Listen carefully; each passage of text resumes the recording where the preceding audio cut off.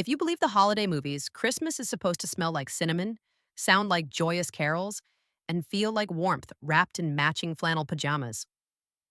For me, growing up in the frost-bitten suburbs outside Minneapolis, Christmas usually smelled faintly of my mother's simmering resentment, sounded like my brother Ethan's sarcastic jabs, and felt like sitting alone on the edge of a brightly lit room, holding my breath, waiting for the inevitable chill. Still, every year, like some kind of masochistic ritual, I made the drive back to my childhood home. Part of me, the foolish, hopeful part I couldn't seem to extinguish, still clung to the fantasy that this year might be different. That maybe, just maybe, they'd finally see me. Not as the quiet, inconvenient shadow to my older sister Sophia's blinding radiance, but just as Clara, their daughter, their sister. Pulling into the cracked driveway around noon on Christmas Day, the familiar sight of the slightly lopsided wreath on the front door did little to quell the usual knot of anxiety in my stomach. The windshield wipers squeaked rhythmically against the steadily falling snow.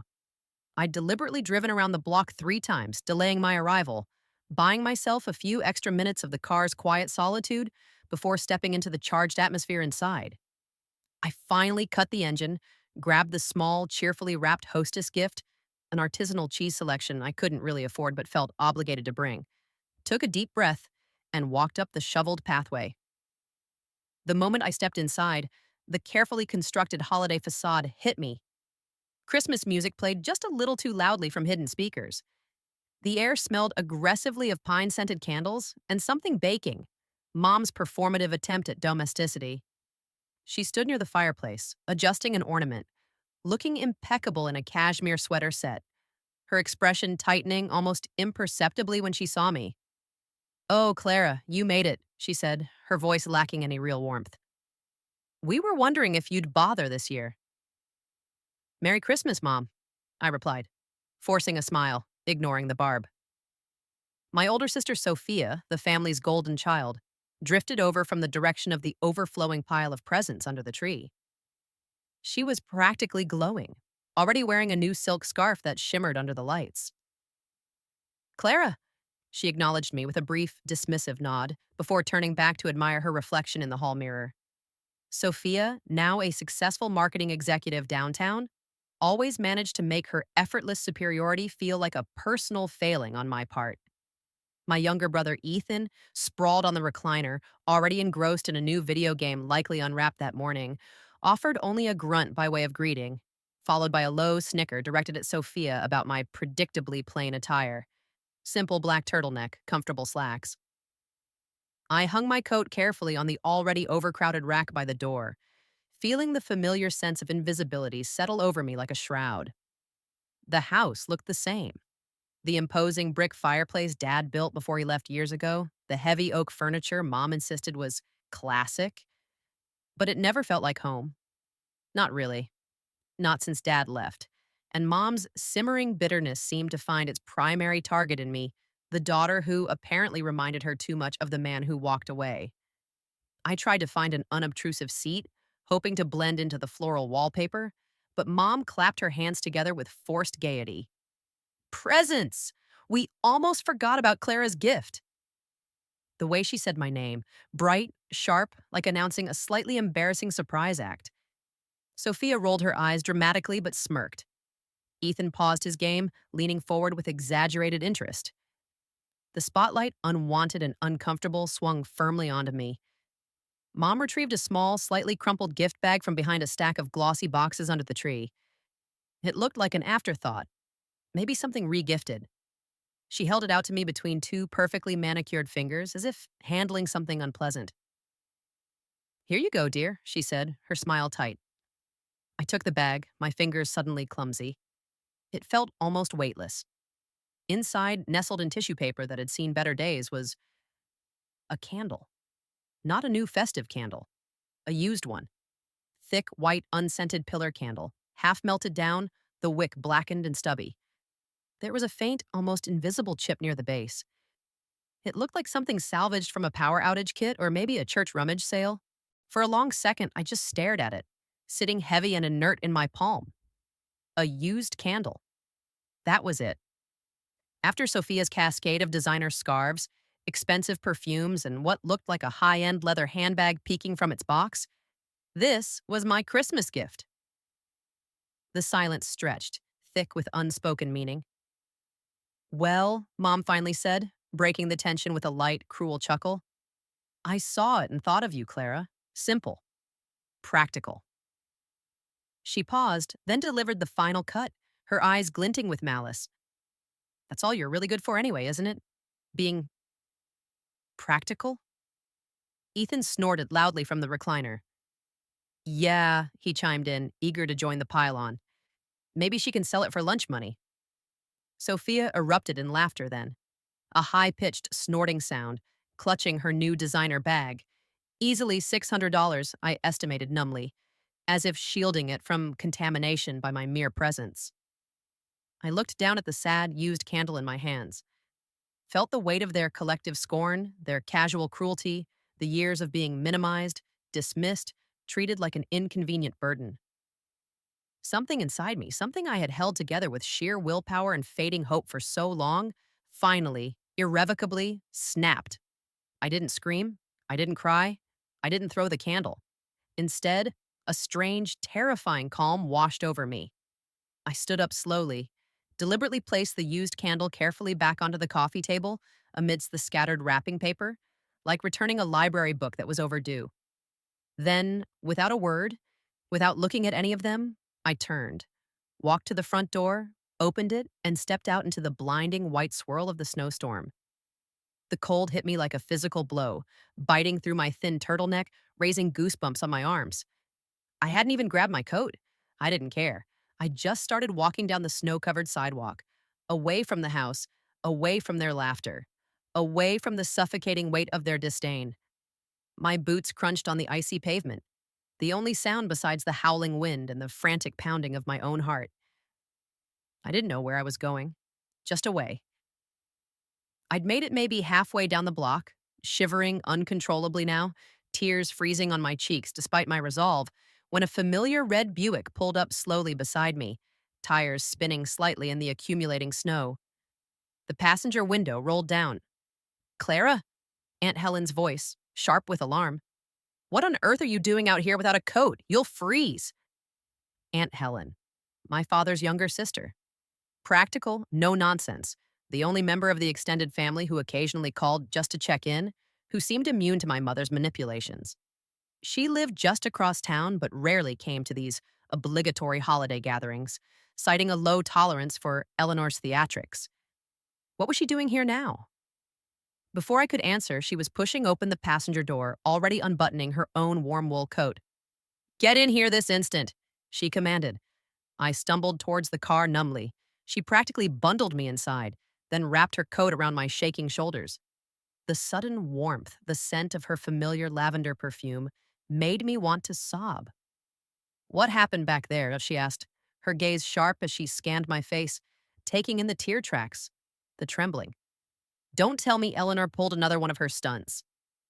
I couldn't speak, just shook my head, hugging her coat tighter around me. Helen's lips tightened into a grim line. Right, she said curtly. She put the car in drive, didn't pull away, but instead executed a sharp U-turn, heading back towards my parents' house. No, I whispered, panicking slightly. Don't, let's just go. Nope, she said, her knuckles white on the steering wheel. Not this time. Enough is enough. You wait here. She pulled into the driveway again, parked haphazardly behind Ethan's car, threw the car into park, and got out, slamming the door behind her. I watched, frozen, as she marched up the pathway and pushed open the front door, which was still ajar, disappearing inside. I couldn't hear everything, but I didn't need to. Aunt Helen's voice, usually calm and measured, rose in righteous fury, cutting through the thin walls. I heard snippets. Gave her a used candle? Treat her like absolute trash? Ashamed of yourselves. Your bitterness over Robert leaving. I heard my mother's indignant protests, Ethan's defensive mumbling, Sophia's high-pitched whine. Then, Helen's voice again, louder this time, final. She's coming home with me. And don't you dare try to stop her, Eleanor, or so help me God. A few moments later, the front door opened again. Helen emerged, her face flushed but resolute. She strode back to the car, got in, and put it in reverse without a word. As we pulled away, leaving the house and its toxic inhabitants behind us for the second time that day, she finally looked at me, her expression softening slightly. "You don't have to go back there, Clara," she said quietly. "Ever again. You hear me?" I looked down at my hands, still trembling slightly in my lap. "I don't know where else to go," I whispered, the admission costing me more than I cared to admit. "You come home with me," Helen said immediately, her voice firm, leaving no room for argument. "Tonight. Tomorrow. For however long you need. We'll figure it out." Tears welled up again, hot and overwhelming, but this time they weren't tears of humiliation or anger. They were tears of relief, of gratitude. For the first time in what felt like a lifetime, I didn't feel like an afterthought, an inconvenience, a ghost in my own family. I felt seen. I felt wanted. And maybe, just maybe, that was the only Christmas gift I ever truly needed.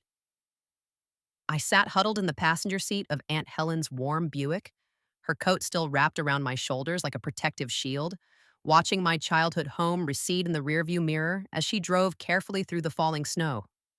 The scene inside the house replayed in my mind: the used candle, my mother's smirk, Ethan's jeer, Sophia's cruel laughter. But overlaying it now was the image of Aunt Helen bursting back through that door, her voice, usually so calm, ringing with righteous fury. I hadn't stayed in the car.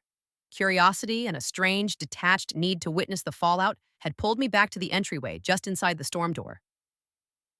"A used candle, Eleanor?" Helen had demanded, her voice echoing in the suddenly silent living room. I saw Mom recoil, surprised by the force of her sister-in-law's anger. "Is that what your daughter is worth to you now? After everything? After she stayed here, kept things running while you were falling apart after Robert left? After she put her own life on hold?" "It's none of your business, Helen," Mom snapped back, trying to regain control, but her voice trembled slightly. Sophia and Ethan looked uncomfortable, suddenly finding the Christmas tree decorations intensely fascinating. "Oh, it became my business the moment I found her freezing on the sidewalk without a coat, because her own mother gave her trash for Christmas," Helen shot back, her eyes blazing. "You're bitter, Eleanor. Bitter that Robert left, bitter that Clara here actually built a decent life for herself without needing a man or your approval, while Sophia—" She gestured dismissively towards my sister, clutching her designer bag. "Just collects expensive trinkets. You take your misery out on the one person who never deserved it." "How dare you?" Mom shrieked. "I dare because someone has to," Helen said, her voice dropping dangerously low. "You're drowning in resentment, and you're trying to pull Clara under with you. Well, not anymore." She turned towards me then, still standing frozen near the door. "Clara," she said firmly, "you're coming home with me. Get your things." No one argued. No one protested. Maybe they were shocked into silence by Helen's ferocity. Maybe deep down, they knew she was right. Or maybe they just didn't care enough to fight for me. I didn't wait to find out. I ran upstairs, grabbed my hastily packed overnight bag. I'd learned long ago never to arrive for holidays expecting a warm welcome without an exit strategy, and was back downstairs in less than a minute. Helen took my arm, steered me past my stunned family without another word, and led me back out into the swirling snow, back to the sanctuary of her warm car.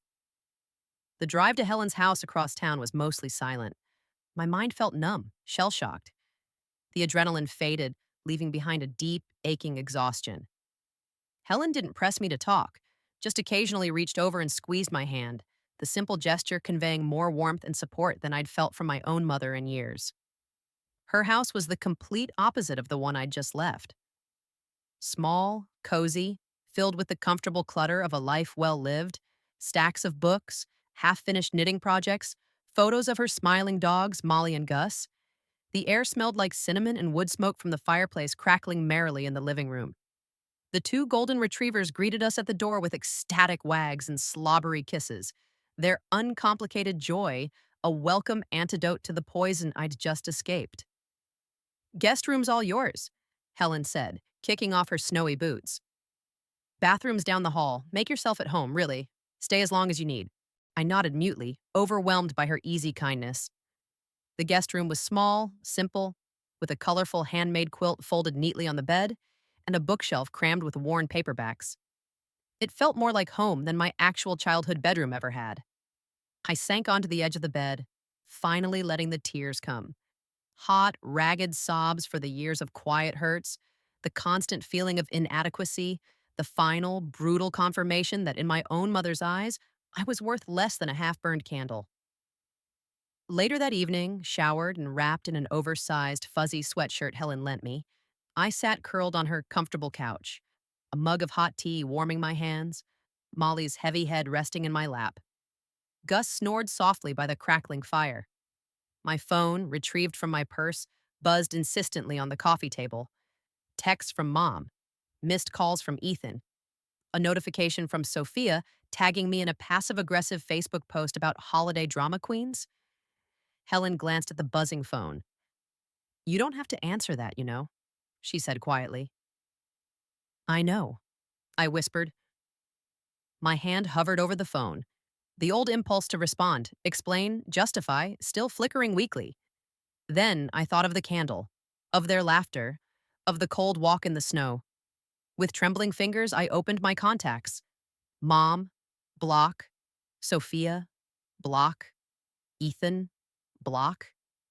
The silence that followed felt profound, terrifying, and utterly liberating. I had finally, truly cut the cord. The next few days passed in a quiet haze of healing. Helen gave me space, but was always there with a warm meal, a listening ear, or just comfortable silence.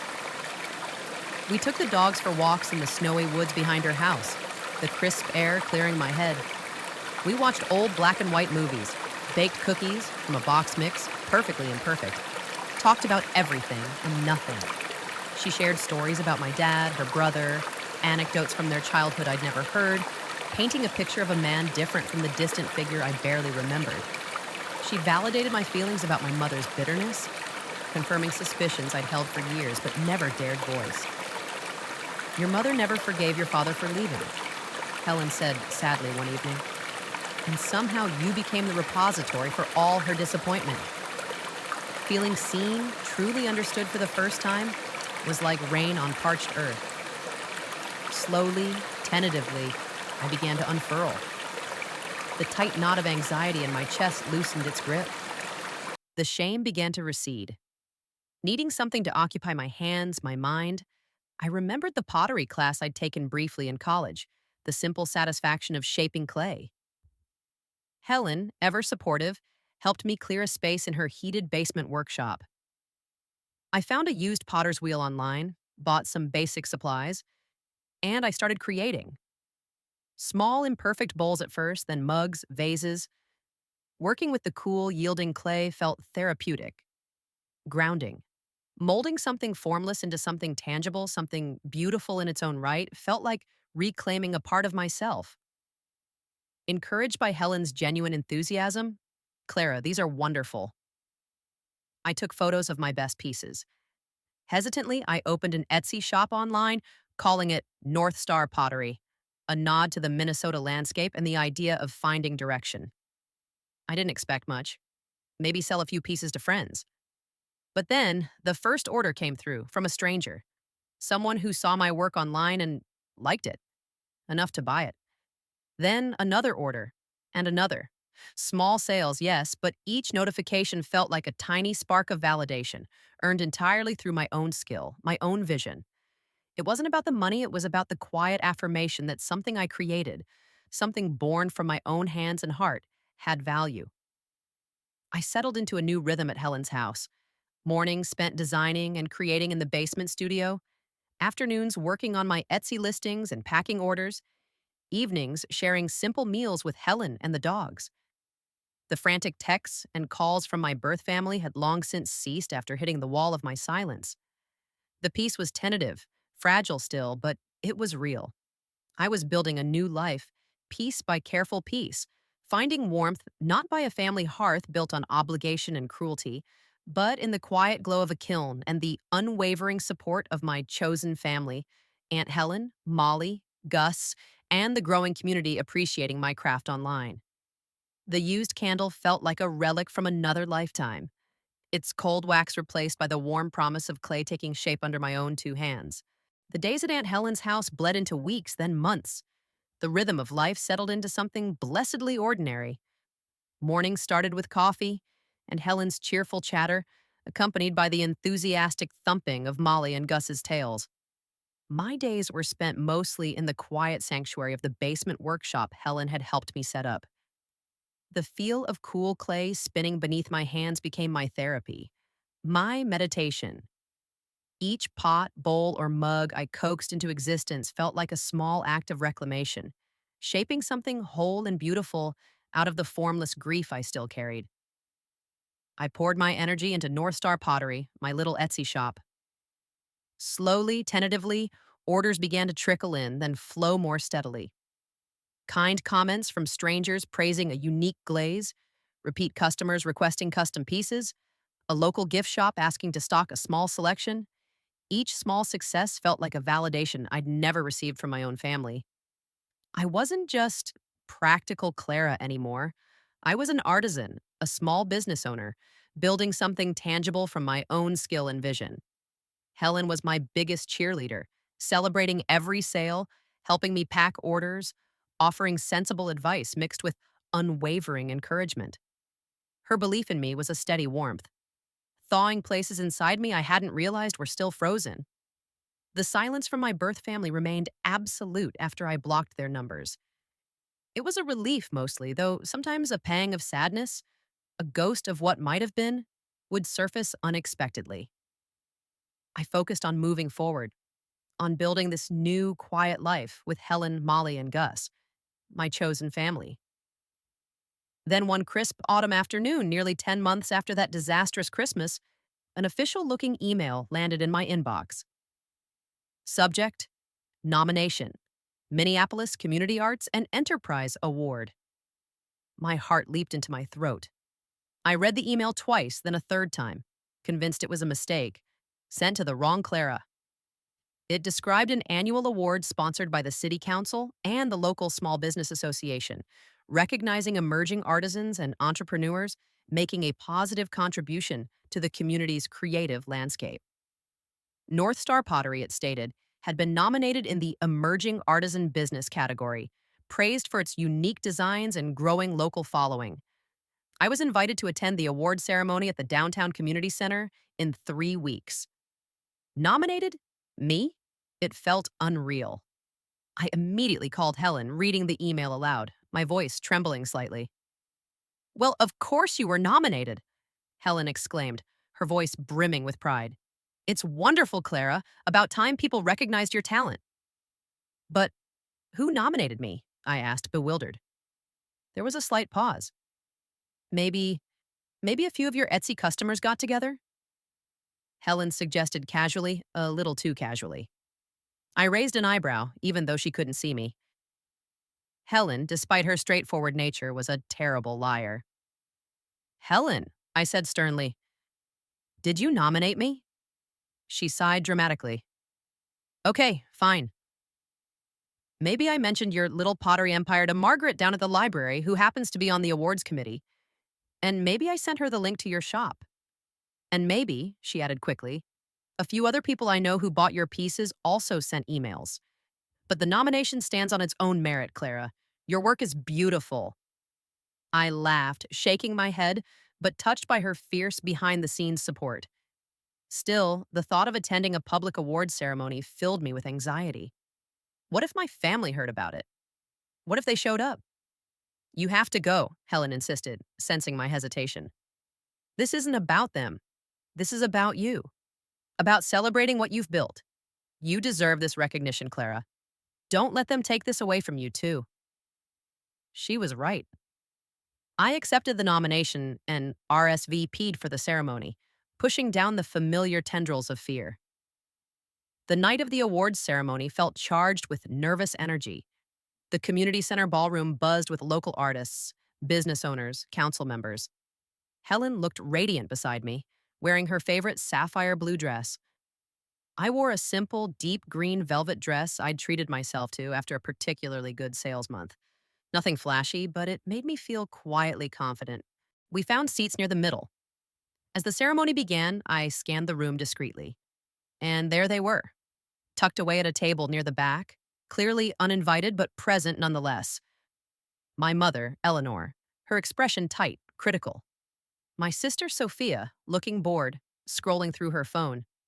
My brother, Ethan, slouched in his chair, whispering something to Sophia that made her smirk. My stomach plummeted. Of course, they came. They couldn't stand the thought of me receiving public recognition without them there to witness it, perhaps hoping to somehow diminish it with their mere presence. Aunt Helen followed my gaze, her lips tightening into a grim line. She reached over and squeezed my hand. Ignore them, she whispered fiercely. Tonight is yours. I took a deep breath and focused on the stage, on the stories of the other nominees, trying to channel Helen's strength. When my category was announced, emerging artisan business, my heart hammered against my ribs. The presenter read out the shortlisted names, then paused dramatically. And the winner is Star Pottery, founded by Clara Evans. Applause filled the room. Helen gasped beside me, pulling me into a fierce hug.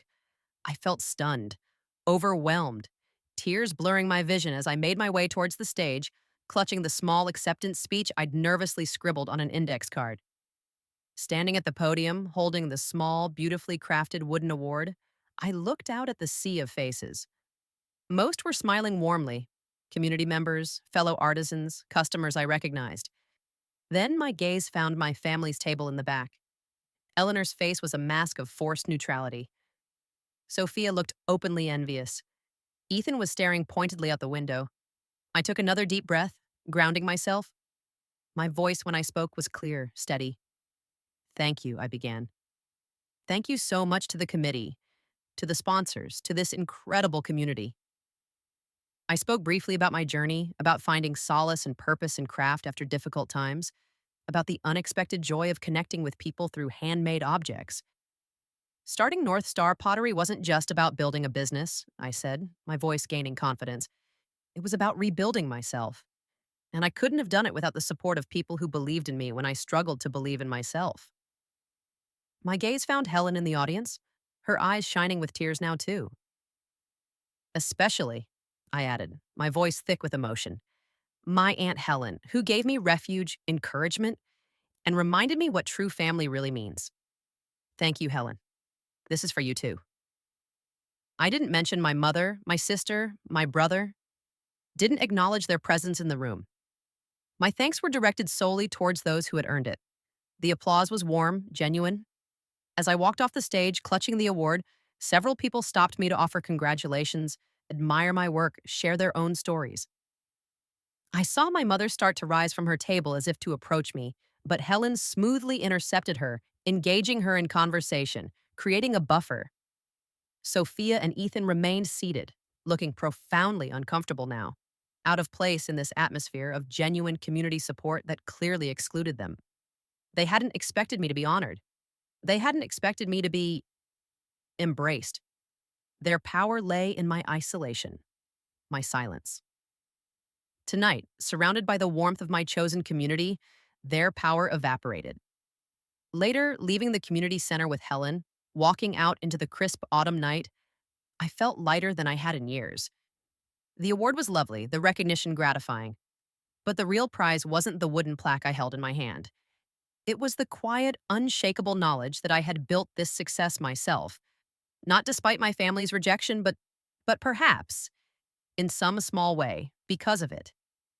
Their attempts to diminish me had only fueled my determination to define my own worth on my own terms. And tonight, under the approving gaze of my chosen family and my supportive community, I knew finally that I